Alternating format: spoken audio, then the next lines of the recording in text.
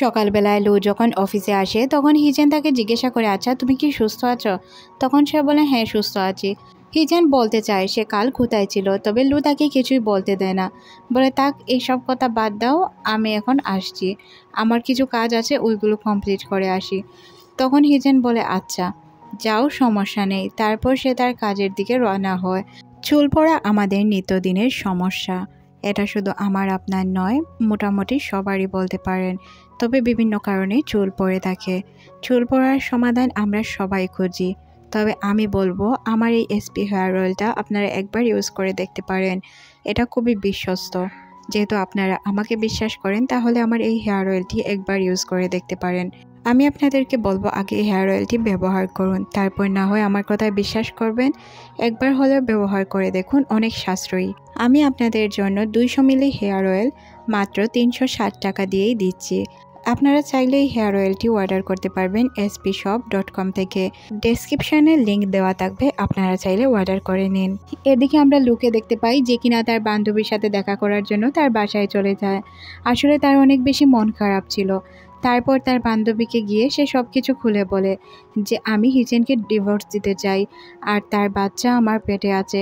তখন সে বলে, তাহলে তুই কেন ছেড়ে দিতে চাস হিজেনকে? তখন সে বলে, আমি যদি হিজেনকে না ছেড়ে দিই তাহলে ঝামেলা হয়ে যাবে। হিজেন দায়িত্বশীলতার কারণে আমাকে হয়তো তার কাছে রেখে দিবে। আমি খুব ভালো করে জানি সে লিকে ভালোবাসে, তাই আমি তাদের মাঝে আসতে চাই না। তখন তার বান্ধবী বলে, আচ্ছা তুই এই বিষয় নিয়ে কষ্ট পাস না, আমি আর তুই মিলে তোর বাচ্চাকে মানুষ করে নিব। সিন পরিবর্তন হয় তাদের অফিসে। যেহেতু লু এখান থেকে চলে যাওয়ার জন্য প্ল্যানিং করছিল, তাই সে সবার জন্য গিফট নিয়ে আসে। একটি গিফট তো হিজেন মনে করে তার জন্য নিয়ে এসেছে, তবে সে বলে তার জন্য সে এই গিফটটি আনেনি, অন্য কারোর জন্য এসেছে। এদিকে আমরা জানতে পারি যে লু যে কম্পিটিশনে অংশগ্রহণ করেছিল এটাতে সে ফার্স্ট এসেছে, আর হিমিং তার প্রাইজটি নিয়ে আসে। হিজেন তখন বলে, এটা তোমার দেওয়ার কোনো প্রয়োজন নেই, আবার তুমি লুকে কিছু বলবেও না, সব কিছু আমি তাকে বলবো।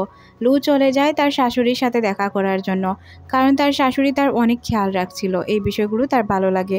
তার শাশুড়ি দাদি হতে চাইলে সে জিজ্ঞাসা করে, আপনার নাতি নাতির আপনি কি নাম রাখতে চান? সিন পরিবর্তন হয় তার বাসায়। আজ লু সব পছন্দের খাবার তৈরি করেছিল হিজেনের। সে হিজেনের মন মতো খাবার তৈরি করে তাকে খেতে দেয়। হিজেন বলে, তোমার তো এইসব খাবার পছন্দ না। তখন লু বলে, তোমার পছন্দ, তুমি খেয়ে নাও। হিজেন যখন বলে যে তুমি এতে অংশগ্রহণ করেছিলে, তুমি ফার্স্ট হয়েছ, তখন লু বলে, এটা আমার জানার কোনো প্রয়োজন নেই, কারণ আমি জবটা ছেড়ে দিচ্ছি। হিজেন তখন বলে, তুমি তো আমাকে এই জবের জন্য বিয়ে করেছিলে তাই না, তাহলে কেন ছেড়ে চলে যাচ্ছ? তখন সে আর কিছুই বলে না, এখান থেকে চলে যায়। সিন পরিবর্তন হয় পরদিন সকালে। এখানে আমরা হিমিং এবং লুকে দেখতে পাই। হিমিং বলে, আমি তো আগে মনে করেছিলাম তুমি আমার ভক্ত, তাই তোমাকে সবসময় হেল্প করছিলাম, সাপোর্ট করছিলাম, এগুলো আমার করতে ভালোই লাগছিল। আমি মনে করতাম যে তুমি আমার অনেক বড় ভক্ত, এখন তো দেখা যায় তুমি হিজেনের ভক্ত। তখন লু বলে, ও যখন প্রথম একটি গেম তৈরি করেছিল কলেজ টাইমে, তখন থেকে আমি তাকে অনেক পছন্দ করতাম, তবে কখনো বলার সাহস পাইনি। তারপর আমরা হিজেনকে দেখতে পাই যে কিনা লুয়ের কাছে চলে যায়, আর গিয়ে বলে, আমি জানি তুমি হিমিংয়ের জন্য আমাকে ছেড়ে দিয়েছো, আমাকে ছেড়ে দেওয়ার প্ল্যানিং করছো। তখন লু বলে, এটা তোমার ভুল ধারণা, আমরা শুধু ভালো বন্ধু, তাছাড়া আর কিছুই না, তার সাথে আমার কোনো সম্পর্ক নেই, এটা তুমি চাইলে তদন্ত করেও দেখতে পারো। সিন পরিবর্তন হয় অফিসে, যেখানে আমরা লুকে দেখতে পাই সবাই লুয়ের কাছে পার্টি চাচ্ছিল, তবে লু বলে, আমি জবটি ছেড়ে দিচ্ছি, তাই তোমাদের আর পার্টি দিতে পারবো না। একথা শুনে সবাই অনেক কষ্ট পায়। এদিকে আমরা হিজেনকে দেখতে পাই, বিষয়গুলো নিয়ে সে খুবই দুশ্চিন্তায় ছিল, কিভাবে কি করবে কিছুই বুঝতে পারে না। তখন তাকে একজন কল করে জানায় যে লু অলরেডি ডিভোর্স দেওয়ার জন্য চলে এসেছে, আপনাকে তাড়াতাড়ি চলে আসতে হবে। এখানে আমরা লুকে দেখতে পাই যে কিনা বসেছিল, তখনই এখানে হিজেন চলে আসে। আসলে হিজেন এসে দেখতে পায় তার অফিসেই তার ডিভোর্স পেপার, সাথে সে যে রিজাইন করেছে ওই পেপারগুলো ছিল। এতে সে অনেক কষ্ট পায়। লুয়ের মাকে কল করে সে খবর নেওয়ার চেষ্টা করে লুয়ের, তবে এখানে আমরা দেখতে পাই লুয়ের মা কিছুই জানে না, তাকে উল্টো ইনভাইট করছিল বাসায় যাওয়ার জন্য। এদিকে আমরা লু আর তার বান্ধবীকে দেখতে পাই। তার বান্ধবী তাকে বলছিল সব সত্যটা বলে দে হিজেনকে। লু বলে, আমি এটা কখনোই পারবো না, আমি চাই না সে আমাকে নিয়ে তার জীবনটা নষ্ট করুক, আমি চাই সে তার ভালোবাসার মানুষকে নিয়ে সুখে শান্তিতে সংসার করুক, তাই এখান থেকে আমি চলে যাচ্ছি। তখন এই বিষয়গুলোর কারণে তার বান্ধবীর খুবই রাগ হয় তার প্রতি। এদিকে আমরা হিজেনকে দেখতে পাই যে কিনা তাকেই টেক্সট করছিল, তবে তার টেক্সটগুলো দেখে বিরক্ত ফিল করে সে, তাই সে তাকে ব্লক করে দেয়। এটা দেখে হিজেন বুঝতে পারে যে লু তার বান্ধবীর সাথেই আছে। সে যখন এখান থেকে বের হয়ে লুকে খুঁজতে যাবে তখন এখানে তার বোন চলে আসে আর লুয়ের কথা জিজ্ঞাসা করে। সে লুয়ের কথা কিছুই বুঝে না। তারপর সে দেখতে পায় লু তো তাকে ছেড়ে দিয়েছে, সাথে ছিল তাদের জব ছাড়ার কাগজ। তখনই সে হিমিংকে গিয়ে জিজ্ঞাসা করে লু আর হিমিংকে একে অপরকে ছেড়ে দিয়েছে। তখন পুরো অফিসের লোকজন এটা জানতে পারে, সাথে লিও জানতে পারে। লি তো মহাখুশি হয়ে যায়, কারণ সে তো এটাই চাচ্ছিল। হিমিং তাকে এখান থেকে সরিয়ে নিয়ে যায় আর বলে, দেখো এই বিষয়ে কথা বলার মতো মুখ আমার নেই, আমি লুয়ের সাথে কিছুই বলতে পারবো না, লুকে কলও দিতে পারবো না। লু যেহেতু সিদ্ধান্ত নিয়েছে সে আর এটা পরিবর্তন করবে না। এদিকে আমরা হিচেনকে দেখতে পাই যে কিনা লুয়ের বান্ধবীর বাসায় যায়। যখন গিয়ে তাকে খুঁজে তখন সে বলে সে তো এখানে নেই, সে শহর ছেড়ে চলে গিয়েছে। তাই সে বুঝতে পারে না তাকে কোথায় খুঁজে পাবে। এদিকে আমরা লুকে দেখতে পাই সে কাল হয়তো শহর ছেড়ে দিবে, তাই আজ তার বাসার সামনে আসে আর বাসার একটি ফটো ওঠায়। তখনই সে লিকে দেখতে পায় গিয়ে কর্নিং বেল চাপে। হিচেং লু মনে করে দরজা খুলে দেয়। লিমানকে জিজ্ঞাসা করে, তুমি এখানে কি করছো? লি তখন বলে, তোমার সাথে দেখা করার জন্য এসেছি, আর শুনেছি তোমাকে নাকি লু ছেড়ে দিয়ে চলে গেছে। আমি খুব ভালো করেই জানি সে তোমার যোগ্য নয়, ভালো হয়েছে সে তোমাকে ছেড়ে চলে গিয়েছে। এখন আমরা নতুন করে সব কিছু শুরু করতে পারবো। হিচেন বলে, প্লিজ আমি এখানে তোমাকে আর দেখতে চাই না, প্লিজ এখান থেকে চলে যাও, আমার ভালো লাগছে না। তারপর সে লাইট অফ করে ফেলে আর লু এটা দেখে ভুল বুঝে, মনে করে তারা হয়তো একই সাথে আছে। তারপর লু তার বাসায় চলে যায়। বাসায় গিয়ে বাবা মাকে সব কিছু খুলে বলে। তার বাবা তো এই বিষয়গুলো শোনার পর খুব বেশি রেগে যায়, কারণ কোনো বাবাই এটা মেনে নিতে পারবে না তার মেয়েকে রেখে তার মেয়ের জামাই অন্য কাউকে পছন্দ করে বা তাকে বিয়ে করার জন্য তার মেয়েকে ছেড়ে দিয়েছে। তখন লু বলে, সে আমাকে ছাড়েনি, আমি তাকে ছেড়ে দিয়েছি, আমি চাই না তাদের মধ্যে থার্ড পার্সন হয়ে থাকতে, তাই আমি ছেড়ে চলে এসেছি। মা তুমি এতে কিছু মনে করো না। তখন তার মা বলে, কি মনে করার, বিয়েটাও তুই তোর নিজের মন মর্জিতে করেছিস, এখন ডিভোর্সও তুই তোর মন মর্জিতেই করছিস, এতে আমাদের কিছু করার নেই, তোর যা ভালো লাগে তুই তাই কর, তুই এখন বড় হয়েছিস, তোর সিদ্ধান্তগুলো তুই নে, আমরা আর তোকে কিছু বলবো না, ছাড়ো মেয়েকে আর কিছু বলো না, সে এখন অনেক বড় হয়েছে। মা রেগে এখান থেকে চলে যায়। সিন পরিবর্তন হয়। আমরা হিচেনকে দেখতে পাই যে কিনা হিমিংয়ের কাছে এসে জিজ্ঞাসা করে, তুই কি লুয়ের বিষয়ে কিছু জানিস? তখন সে বলে, কিছু জানি না, তবে একটি বিষয় খুব ভালো করেই জানি, লু তোকে কলেজ লাইফ থেকে অনেক বেশি ভালোবাসে। যখন তুই প্রথম গেম বানিয়েছিলি তখন থেকেই তোর সাথে সে কথা বলতো, তোকে উৎসাহিত করেছিল গেমের জন্য, সে তোকে ওই টাইম থেকে পছন্দ করে, তাই তোকে বিয়ে করেছে, তাই তোর কোম্পানিতে জয়েন করেছে, তাছাড়া তার কোনো খারাপ উদ্দেশ্য ছিল না। এগুলো জানার পর হিচেংয়ের খুবই খারাপ লাগতে শুরু করে। সে ওই মেসেজগুলো চেক করতে শুরু করে। তখন সে জানতে পারে যে লুয়ের সাথে তার প্রথম কথা হয়েছিল কলেজ টাইমে, আর লু তাকে প্রত্যেকটি আইডিয়া দিত, তাই সে ওইভাবে ভালো ভালো গেম তৈরি করতে পেরেছিল। আর এটাও ভাবে যে ওই আইডিটা পুরাতন হওয়ার কারণে সে ওই আইডিতে আর কোনো মেসেজই চেক করেনি। সে এই বিষয়গুলোকে ছোটোখাটো মনে করে সবসময় ইগনোর করে গিয়েছে। এখন এই বিষয়গুলোই তার জন্য অনেক ইম্পর্ট্যান্ট। তার বাই মেসেজ দেখে সে মনে করে হয়তো সে শহরেই আছে, তাই সে তাকে খোঁজার জন্য চলে যায়। লুকে খোঁজার জন্য সে যখন যাচ্ছিল তখন তার বারবার কেন জানি না লুয়ের কথা মনে পড়ছিল, আর সে ভাবছিল লুয়ের সাথে তার দেখা হবে কি না। এদিকে আমরা লুকে দেখতে পাই সে তার সব জিনিসপত্র গুছিয়ে দেশের বাইরে যাওয়ার জন্য প্রস্তুত হয়ে যায়। তার বাবা মা তাকে সাপোর্ট করে, কারণ সে সিদ্ধান্ত নিয়ে নিয়েছে, সাপোর্ট না করার মতো কিছু নেই। হিচেন যখন লুকে খুঁজে আসে তখন লুয়ের বাবা মা তাকে অপমান করে, কারণ সে তার মেয়ের সাথে খারাপ কিছু করেছে, তার জন্যই তার মেয়ে তাকে ছেড়ে চলে গিয়েছে। তারপর সে বলে যে এয়ারপোর্টের দিকে গিয়েছে লু, তাই সে ওই এয়ারপোর্টের দিকে যায়, তবে লুকে আর সে খুঁজে পায় না। লুকে খুঁজে না পাওয়ার কারণে সে অনেক কষ্ট পায়।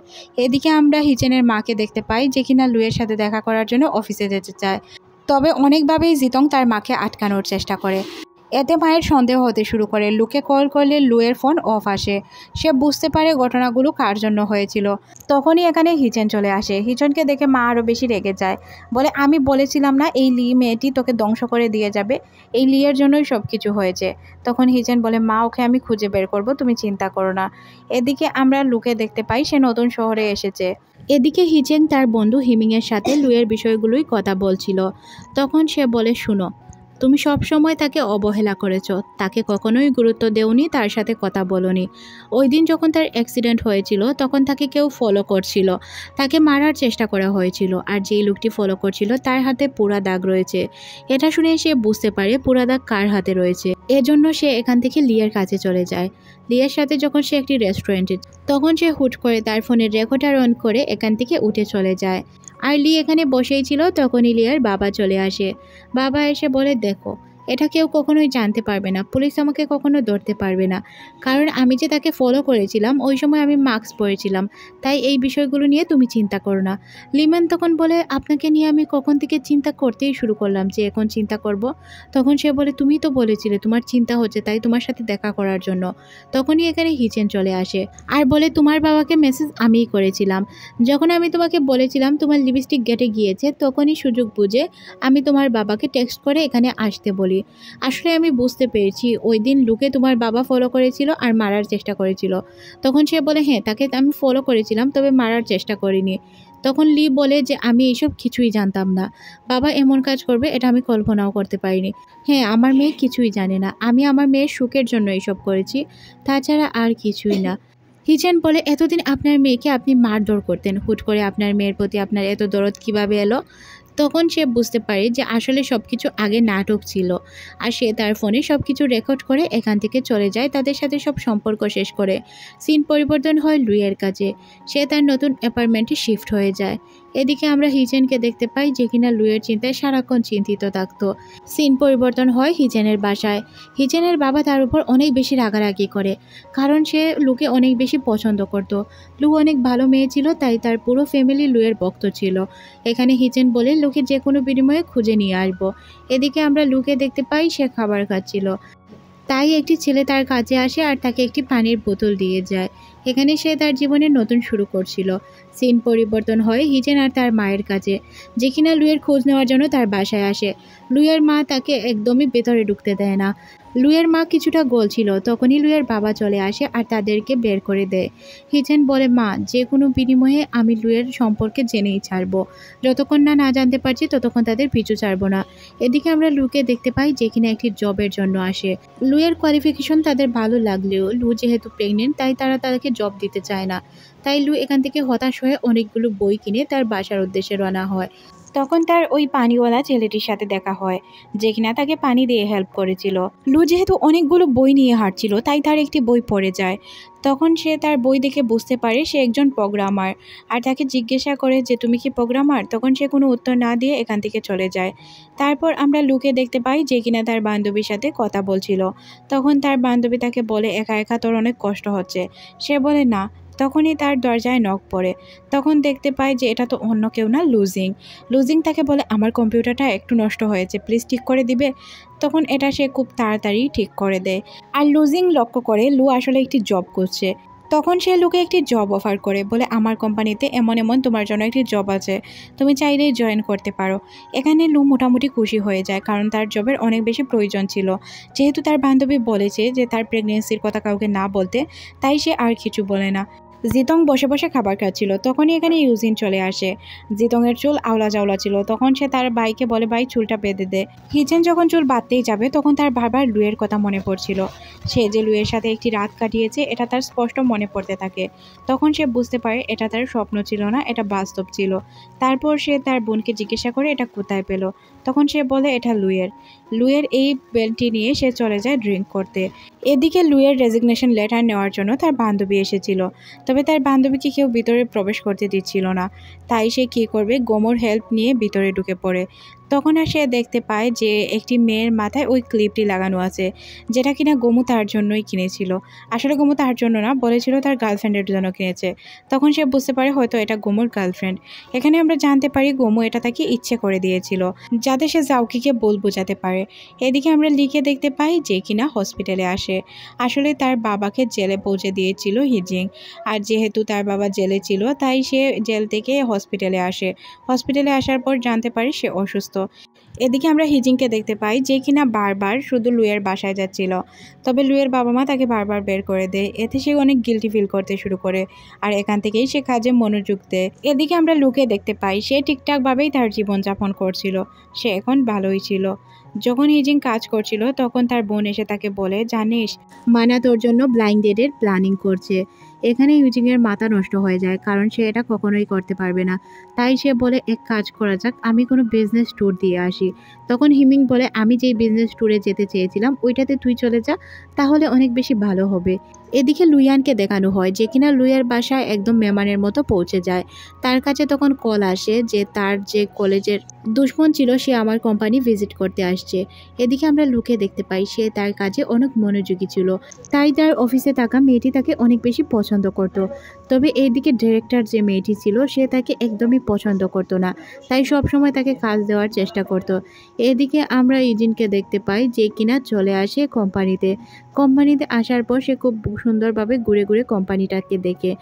লু যখন কিছু জিনিসপত্র কেনার জন্য শপিং মলে যায় তখনই সে এখানে ইজিনকে দেখতে পায়, আর সে লুকিয়ে পড়ে। এখানে ইজিন তাকে কোনোভাবেই দেখতে পায় না। এখানে তার বন্ধু তাকে বলে যে কি হয়েছে, তোকে এত মন মরা লাগছে কেন? তখন সে বলে কিছুই না, আমি বাসায় চলে যাব কাল। এদিকে আমরা লুকে দেখতে পাই সে খুবই চিন্তিত ছিল, মনে করে ইউজিন এখানে কিভাবে এলো, তার তো আসার কথা না। সে কি আমাকে খুঁজতে এসেছে? না, সে হয়তো কোনো বিজনেস ট্যুরে এসেছে। এদিকে ইউজিন চলে যায় তার বাসায়। তারপর সে কোম্পানিতে যখন যায় তখন সে জানতে পারে লি আসলে সব কিছু প্ল্যানিং করে করেছিল। ওই সময় যে লুয়ের একটি ডেমো ডিলিট হয়েছিল সেটা সেই করেছিল, আর সিসিটিভি ফুটেজ সেই ডিলিট করেছিল। তাই সে লিয়ের সাথে দেখা করার জন্য চলে যায়, আর লিকে গিয়ে অনেক বকাঝকা করে। তখন লি বলে এই সাধারণ একটি মেয়ের জন্য তুমি আমার সাথে এমনটা করবে আমি কল্পনাও করতে পারিনি। আমি তোমার জন্য এইসব করেছি, আর যেই মেয়েটি তোমাকে ছেড়ে চলে গিয়েছে তার জন্য তুমি এইসব করছো, তাই না? তখন সে অনেক রেগে যায়। তখন আমরা দেখতে পাই সে বলে ওঠে যে আসলে আমি সব কিছু করেছি, এইভাবে আমি তোমার আর তার মধ্যে ফাটল ধরানোর চেষ্টা করেছি। তাই ইউজিন এখান থেকে উঠে চলে যায়। এদিকে ইউজিনের কোম্পানির ডাইরেক্টর যে ছিল সে মনে করে প্রোগ্রামিংয়ের কোনো কাজই লু বুঝে না, তাই তাকে প্রোগ্রামিংয়ের একটি কাজ এনে দেয়। আর যেহেতু সে প্রোগ্রামিংয়ের অনেক ভালো কাজ জানতো তাই সে খুব সুন্দর করে এটা সলভ করে দেয়। তখন তার সাথে থাকা মেয়েটিও মনে মনে ভাবতে থাকে যে আসলেই সে অনেক ভালো। সিন পরিবর্তন হয় আর আমরা লুকে দেখতে পাই যে কিনা তার বান্ধবীর সাথে কথা বলছিল। লুয়ের বান্ধবী তাকে জানায় যে আমি একটি ছেলেকে পছন্দ করতে শুরু করেছি, যার সাথে আমার বিড়ালকে বিয়ে দিয়েছি ওই বিড়ালের ওনার। তখন লু তাকে বলে আচ্ছা যাই করিস একটু বুঝে শুনে করিস, ঠিক আছে?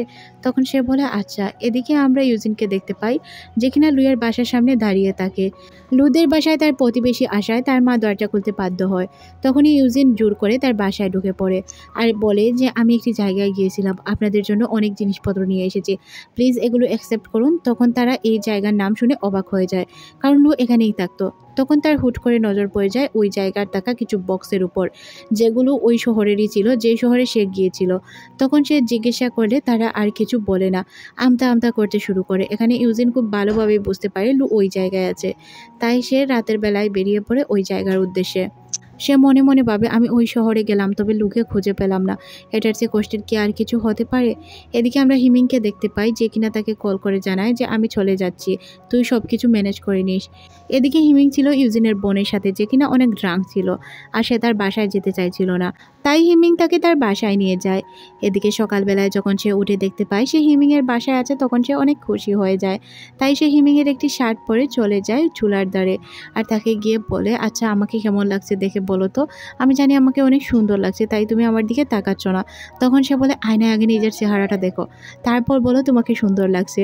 যখন সে নিজে আয়নার চেহারা দেখতে শুরু করে তখন সে নিজেই ভয়ে চিৎকার করে, কারণ তাকে অনেক বিদ করে দেখতে লাগছিল।